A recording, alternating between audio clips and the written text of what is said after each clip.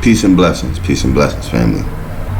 So today's topic of discussion, we're going to come out of the book of Proverbs. There's one particular verse we want to touch on. The tongue. Death and life are in the power of the tongue. How many of us really take into consideration how powerful our mouths are? When I say powerful, I mean like how they can affect you and how they can affect others. We get so caught up in focusing on our actions and don't even care about our speech. And I'm talking about in all walks of life. You got people in religions. You got people who just read the word for what it is. Basically, you got people in Christianity, you got people that's Hebrew Israelites, you got people that's neither, that just read the Bible, you got people, whatever it is. I think a lot of us don't focus on the power of the tongue. Now, I'll say this, family. I believe there's only one way to the Father. I don't believe there's many religions that's going to lead you to the same place. I don't. So, but this is not a conversation about religion. This is a conversation of the power of the tongue. So we're going to get into it. So we're going to start at the book of Proverbs. We're going to come out of the scripture, family. We're going to go right to the book of Proverbs. We're going to read Proverbs chapter 18, verses, I really want to read verse 21. That's where that verse is. But I'm going to start at 20 to 21. All right. So it says, a man's belly shall be satisfied with the fruit of his mouth, and with the increase of his lips. All right. So a man's belly is filled with the fruit of his mouth. Keep that in mind as we read on. Right. Verse 21. Death and life are in the power of the tongue. Proverbs is written by Solomon. Solomon showing us something here. Death and life are in the power of the tongue, and they that love it shall eat the fruit thereof. Death and life, family, is in the power of the tongue. Think about how deep that is. Now we're going to see how deep that actually gets as we continue to read. So let's keep going. We're going to stay in this chapter, verse 18, Proverbs 18. We're going to actually read verses 4 through 7. So it says, the words of a man's mouth are as deep waters, and the wellspring of wisdom as flowing brooks. It is not good to accept the person of the wicked to overthrow the righteous in judgment. Right? It's common sense, right? Verse 6. A fool's lips enter into contention, and his mouth calleth for strokes. A fool's lips enters into contention. You know how they say your mouth can get you onto something that you can't get out of? A fool's lips will bring strife upon him. A foolish person speaking will put himself in a situation because of his mouth. It's deeper than his mouth because it goes to the heart, but we didn't get there yet. But his mouth is going to get him in trouble. All right? Check this out. A fool's mouth is his destruction, and his lips are the snare of his soul. Think about that, family. His lips is his destruction, and his mouth is the snare for his soul. So a snare is a trap, right? So a snare is a trap, and we're talking about the soul now. When we start talking about the soul, we're going beyond just this lifetime. We're talking about the afterlife. So a person that is foolish and is speaking, and it's not just because they're foolish, it's because they're foolish, but it's what they're speaking, what they're saying, what they're uttering, what's coming off their lips is putting their soul in danger. Think about that, family. Solomon said that your mouth can put your soul in danger. That's powerful. There is power behind the tongue.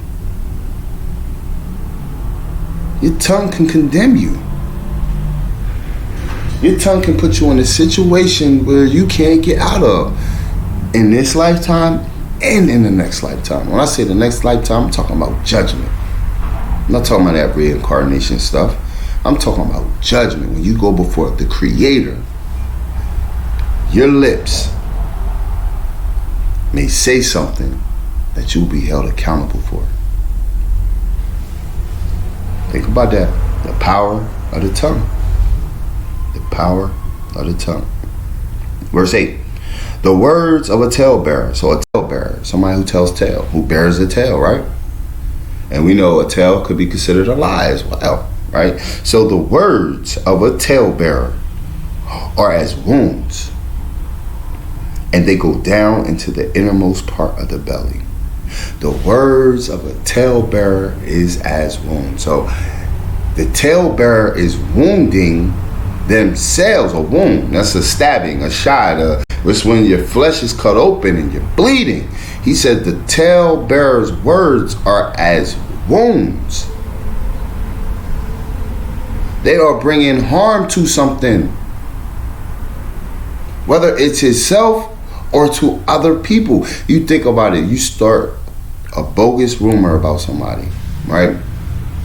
And they gotta live through that all through school. You brought harm to them. And what's even deeper is that just like how you pray, they pray. And they're praying about the calamity that's fallen upon them. So when the Father address, if he decides to address it, especially if they're in tune with him, they're in tune with him, he's going to address it. Address the problem, and if you're the problem, he has to address you. So the wounds are now on you as well. Think about that, family. Think about that. Now it says here that those wounds and them words, I should say, those words go down into the innermost part of the belly.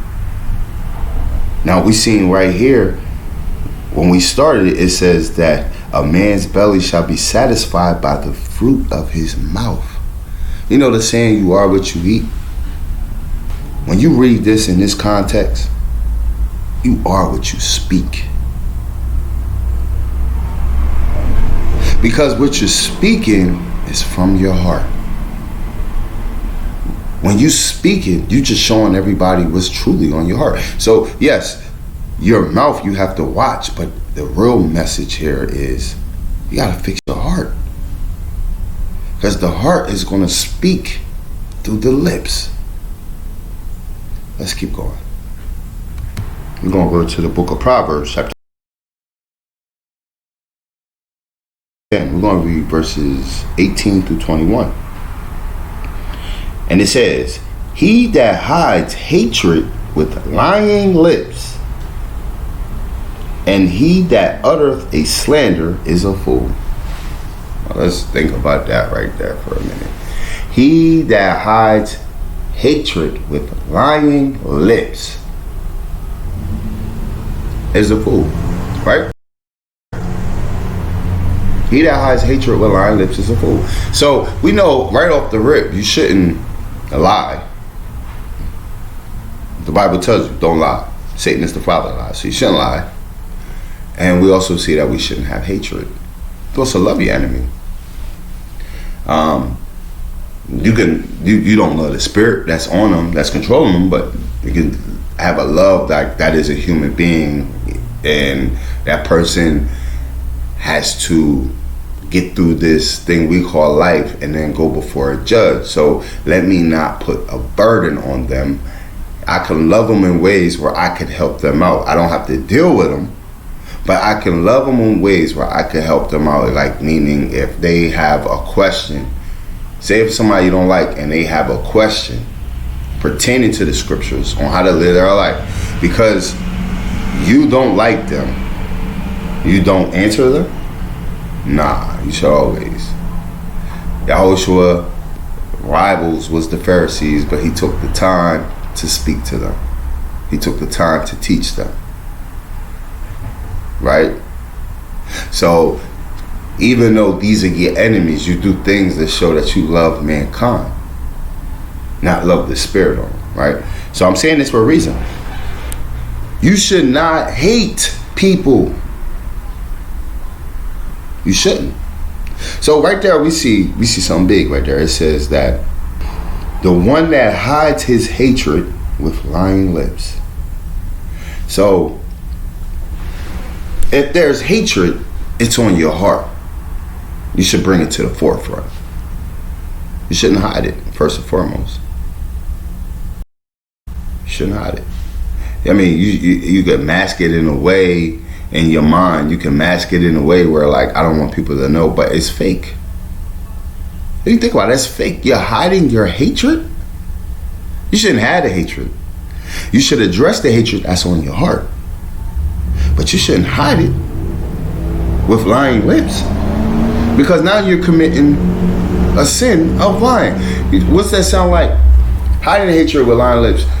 Let's take a coworker. Let's say you have a coworker you don't like like that. And you smile in their face and everything. But all the while, you can't stand them. And then you do something even extra as far as go around other coworkers and talk about that person. You're committing so many evils you don't even understand it. Slander, even though that person might be the worst person in the world, but slander and being fake. You're being a fake person. So Solomon's saying something real here, right here. He's saying something really real here. Let's read it in its full context. He that hides hatred with lips, and he that uttereth a slander is a fool. Solomon says you're a fool if you go about life like this. You are a fool. Remember the title of the lesson? We're talking about the power of the tongue. How life and death is in it. So Solomon's showing you hints that your tongue is marching towards speaking death upon yourself. Let's keep reading. Verse 19. In a multitude of words, there once not sin. But he that refraineth his lips is wise. So in a multitude of words, we should be not trying to sin. So the more you speak, it's the more opportunity you giving yourself, especially if it's on your heart, to commit a sin. This is what Solomon is saying. The multitude of words. There is a want for not sin. If you're wise, you want to not sin. So if you got things on your heart that's not good, you should be correcting that before you being quick to speak. Because now see, the Father's going to read your heart. Mankind can't read your heart. But you could hurt mankind with your words. So instead of just dealing with what's on your heart and repenting for what's on your heart, now you got to deal with what's on your heart and repent from what's on your heart, to also dealing with what you speak and repenting from what you speak. That's if you know that you have any understanding or acknowledgement that you committed a harm on somebody. A lot of people do this and don't even acknowledge it. So he's saying in a multitude of words, there is the want to not sin. But look what he said afterwards. But he that refraineth his lips is wise. So even if you are struggling with your heart, you're trying to get your heart in order, you are wise if you refrain your lips. Let me say it like this, right? All right. You ever had a moment where you might, let's say, you know, because we all work on the heart, so it might be some foolishness on your heart, and you're around. I like to use the workforce as an example because that's usually when you're around people that don't have your same beliefs, and they are speaking on something they ought not speak on. And let's say the flesh overtakes you for a second, right? Because you're supposed to be moving in the spirit. Let's say the flesh overtakes you for a second, and you say, Well, you thinking to yourself, I'm going to comment on this. And something inside you is like, nah, you shouldn't. Now, you may or you may not comment. And if you do comment, more likely, your comment was delayed because you're debating within yourself, even for a split second, whether you should speak. And if you do speak, after you say it, it don't feel any better. It accomplished nothing. If anything, it helped formulate opinion. And these people who are not acknowledging the walk of life that you're trying to acknowledge, it helps them formulate opinion and continuing their shenanigans. And in turn, somebody's going to get hurt behind it. It might not be so much hurt. It might just be a tiny bit of hurt, a little bit of hurt, or whatever. Bottom line is, your words didn't help the situation. Even though you witnessed them saying something that wasn't going to help the situation. But sometimes it's like that free airspace where there's nothing being said and like, oh, I should chime in here. No. You be wise to hold your lips, to not speak. And it could be any type of matter. You talk about an employee, it could be talking about this or that or whatever, something in politics or whatever. It could be something minute and it could be something major.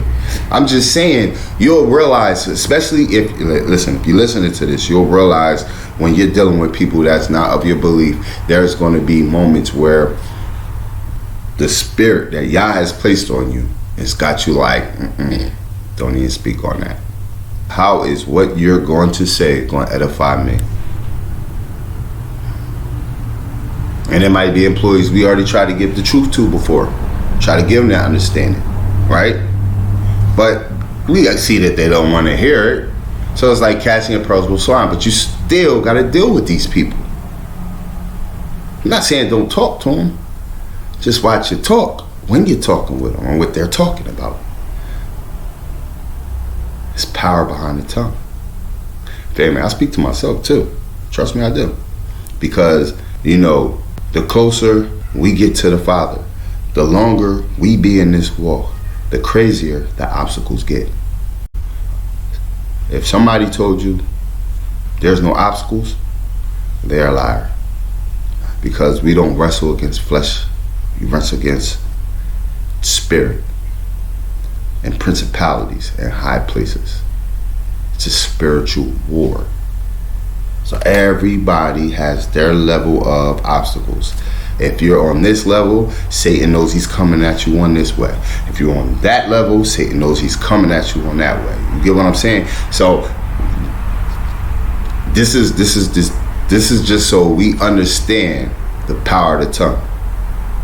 Understanding the power of the tongue is deep because it's a reflection of the heart. And actually, the tongue you already know what's on your heart before you speak it. But just in case you're confused, sometimes you might say something that's so out of whack, that is so wrong, and that could be a reminder to you that you need to fix your heart. So it all starts back at the heart. Let's keep on. Verse 20. The tongue of the just is as choice silver. So the righteous people, the tongue is like precious metals, right? But the heart of the wicked is worth little. The heart of the wicked is worth little. See how the tongue and the heart is synonymous there? Verse 21. The lips of the righteous feed many, but fools die for want of wisdom. The lips of the righteous will feed many. People will be able to eat off the words of the righteous, right? They feed many. But the foolish die for the want of wisdom because they don't have it. But they die wanting it, but they can't submit themselves. They can't put themselves in position and deny the flesh, and move in the spirit to operate under the Father's energy. So they look and see the wisdom out that people who has the Father's wisdom, they want it. They might think they have it, and they die always wanting it. Man, oh man. Let's go to the book of Ecclesiastes. We're going to read chapter 10, verses 11 through 14. Book of Ecclesiastes, chapter 10, verses 11 through 14. Check this out. It says, surely the serpent will bite without enchantment. Now we know a serpent is a snake. The enchantment will bring a provocation. So it says, surely a snake will bite without being provoked, right? And a babbler is no better. Man. So a babbler is somebody who just babbles and babbles and babbles, speaking many words, just talking reckless, just talking nonsense, just talking, always talking. That person is being compared to a snake that will bite you. Nobody wants to get bit by a snake. That person is compared to a snake that will bite you, family. If you just talking and just always talking, what are you talking about? You being compared to that snake that'll bite you. Ecclesiastes, this is Solomon again. This is wisdom here, family. You gotta watch the people that just always talking. You ain't edifying the Father. You're not giving me the testimony of the Messiah. You're not bringing me into the truth. You just talking, whether you're talking about this person or that person, or just telling me stories of what your crazy weekend was every time I see you and this, that, and the fifth. You're just talking. How is that benefiting me? You that talebearer that we read about in the book of, what's that, Proverbs or Psalms? I think it was Psalms. That was the book of Proverbs. You that talebearer. You're the talebearer. You're always bringing the tale. You just want to talk. But then those that talk about people is even worse. Because if they're talking to you about people, best believe they're talking about you to other people. They just stir up mischief. They always bring in strife. They're being compared to the snake that'll bite you without being provoked, family, without the enchanter. Right?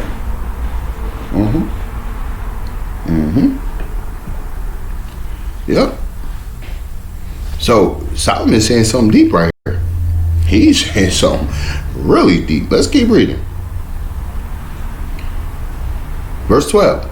The words of a wise man's mouth are gracious, but the lips of the fool will swallow up himself. You see that? His mouth will get him in trouble. His mouth is going to get him in trouble. The foolish is speaking, just babbling and all that, right? Your mouth is going to get you in trouble. So it's going to get him in trouble in this lifetime, and it's going to get him in trouble when he goes before the judge, when he goes before Yah, the Creator. He's going to have to answer for those words. Every word. Every single syllabled word he's going to have to answer for. Verse 13. So we're still talking about the fool, right? The fool who lips will swallow himself up, right? It says the beginning of the words of his mouth is foolishness. So basically Solomon's saying right off the rip, you're going to see he is foolish. Right off the rip, you're going to see he's foolish. He's foolish. The beginning of his words is foolishness. And the end of his talk is mischievous and madness. Think about that. That is deep. That is deep. That is deep. The beginning of his words is foolishness. So you should identify it from the beginning. But the end result, the overall, what's going to end up happening, it's going to cause mischievousness. or madness. It's going to cause chaos. It's going to cause destruction. It's going to cause strife. It's going to cause a situation where somebody's going to be uncomfortable, harmed, or whatever. It starts off foolish, but the whole intention behind it is to cause an issue. We all know people like that. Some of us are like that. Watch your lips, family. Correct your heart. Stay away from people like that. How many listening to this want to get bitten by a snake? Raise your hand. I bet you nobody raised their hand. I won't get bit by no snake. I don't even want to look at a snake. But why be around in that situation? Why be in that type of scenario? I seriously would remove myself. I would.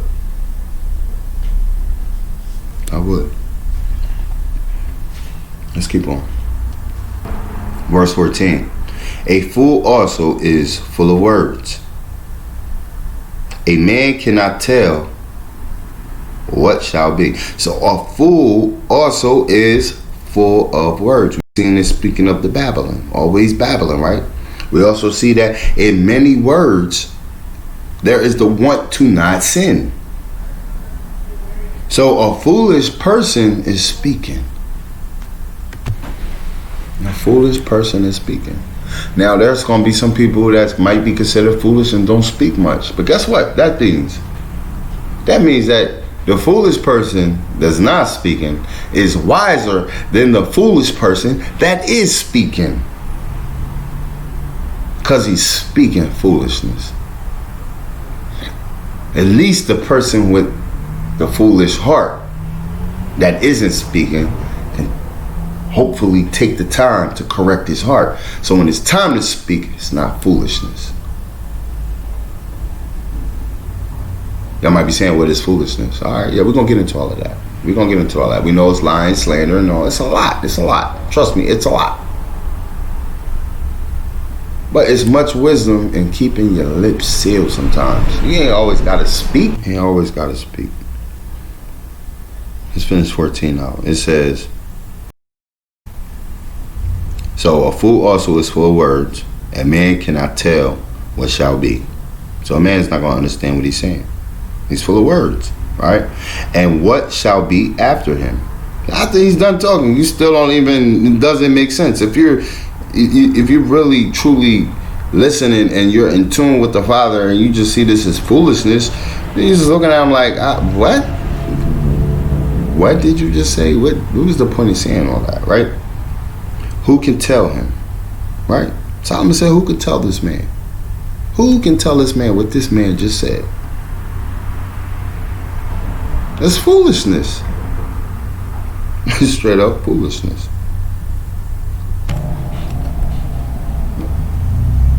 Now I got this in my notes, but let's go to the book of James. The book of James. We're going to read chapter 1. We're going to read verses 19 and 20. It says, wherefore, my beloved brethren, let every man be swift to hear and slow to speak, slow to wrath. Let's read that again.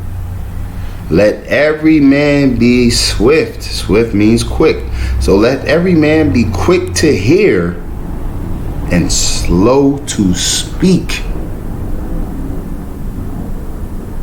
Let's think about that. Quick to hear, slow to speak. So if you somebody with a foolish heart, and I'm not trying to down nobody, calling somebody a fool, I'm not doing that. In my eyes, foolishness would be if you reject the Father's truth. Because that makes you a fool in the end. So if you're somebody who has no understanding of the Father and hasn't taken the time to try to get an understanding of the Father, and you're just going around here and get rambunctious and you just keep stirring up strife, causing issues in your family, with your friends, with your co-workers, whatever. You're the center point of all issues. You really should listen to these words. Be slow to speak and quick to listen. Now, James is saying this because he was given words of wisdom. He's going to bring you to the Father. He's going to introduce you to the Messiah. He's going to show you this way of life. So when James is saying this, he's saying be slow to speak when the man of Yah is here to try to deliver you from what you got going on by introducing you to the Savior. Be slow to speak. You should listen more than you speak. You know, you got 2 ears and 1 mouth for a reason. You should listen more than you talk. So you ever notice, like, you try to, like, I see it all the time. Like I try to reach somebody. They might be going through something. You know, it's not that I'm just trying to dump the truth on them. It's just they're going through something, and I try to give them advice. And it's like you realize that they're over talking you. They really don't want to hear what you got to say. I see it all the time. Like a lot of I'm not saying I know everything, because family, I don't know everything, nowhere near, because every day is to learn something. But what I will say is sometimes I can acknowledge that I've been in my walk for a certain period of time enough where I can be a light for somebody who's in darkness. And I'll start off trying to give advice, and then I'm silenced. I'm silenced because I refuse to, the back and forth. I'm like, all right, well, obviously you get it. You understand it. It's working out for you. You go ahead. Even though you can tell that person's life is in shambles. Because there was that problem, and then a couple of days later or a week later, it's another problem. I'm not saying that we can't have problems, but I'm just saying, like, people are running to the wrong places for their advice. So we seen that Yah used a donkey to speak. Right? Scripture says a child shall lead them. Right? We seen in scripture where Yahushua says, if it came to it, these rocks will cry out. Talking about the stones that was building the temple. Yah will speak through. Don't sleep on how Yah will try to reach you. It might be a flyer. It might be an article.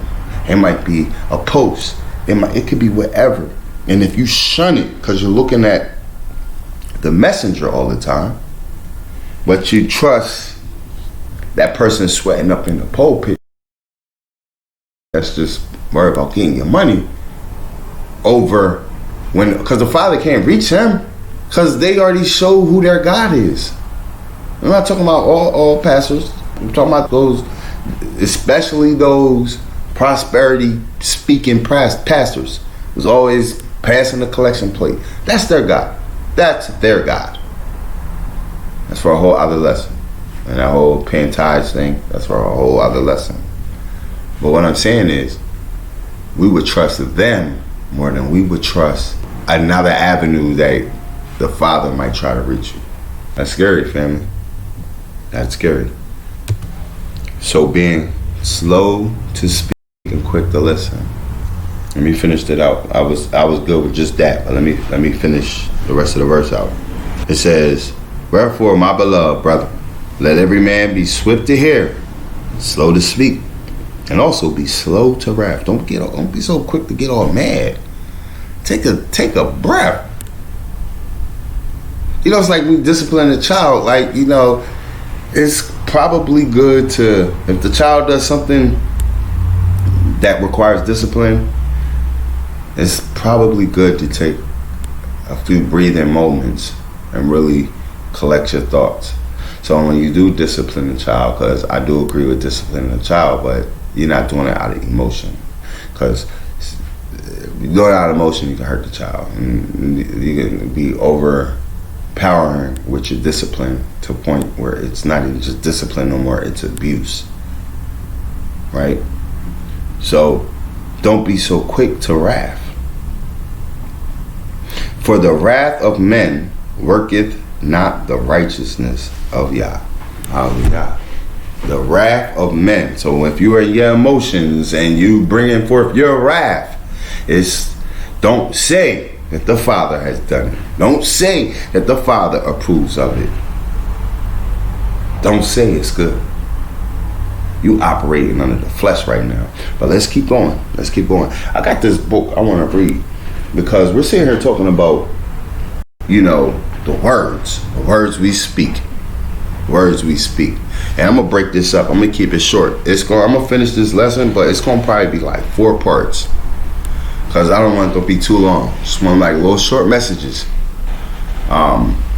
So let me get to this book. I'm going to show you something. Because it also medically, from a medical standpoint, I hate the word medical, from a healthy standpoint, from a health reason, listen to that. From a health standpoint, it's beneficial to speak the right things and think the right things. Let me show you. Your thoughts. Thoughts are things. Your body is, in fact, a very powerful electromagnetic transmitter and a receiver of energy. Every thought you have can have a powerful impact on the cells in your body. Positive, high vibration thoughts can rid your body of disease. Negative, stressful, low vibration thoughts can give your body disease. Science do not believe that the thoughts can have any profound effect on the health, cause disease. However, it is interesting to point out that medical science cannot dispute the placebo effect. The placebo effect is when a person is given a placebo, which is in effect nothing, yet their disease is cured. This occurs because a patient believes that what he is taking will cure the disease. His thoughts basically cause the cure. This happens in as many as 40% of the cases. Imagine, up to 40% of the time, a person with a dreaded disease cures himself with his own thoughts. Yet, remember our friends in the FDA who say that only a drug can cure a disease. So that is out of the book that I'm reading. If you've been following the YouTube channel, it's a book that I'm reading out of on natural cures. It's a whistleblower exposing certain organizations or whatnot. But I thought that was interesting in what we're saying. So your thoughts can cause you to get sick, and your thoughts can cure or keep you healthy, according to what he's saying. Let's go over. Next page. What you say. What you say. Words have a power. Most people speak words that increase body stress and turns the body's pH from an alkaline to acidic. Words can change the way we think and feel. Researchers have concluded that speaking the correct form of words and thinking the correct thoughts actually changes a person's DNA. Now, that's powerful because we know that's spiritual. They're not going to cover it as spiritual, but that's powerful. As far as changing a person's DNA, I mean, that's, yeah. But just take from it what you will. All right, back to the scriptures. All right, family, so we're going to stop it right there. We're going to come back with part 2, and there's probably going to be a part 3 and a part 4, because I got a lot of scriptures that I'm going to go through, and this gives me an opportunity to really break things down that we're reading. So just keep in tune. Please like the video, subscribe, and stay in tune. Peace and blessings.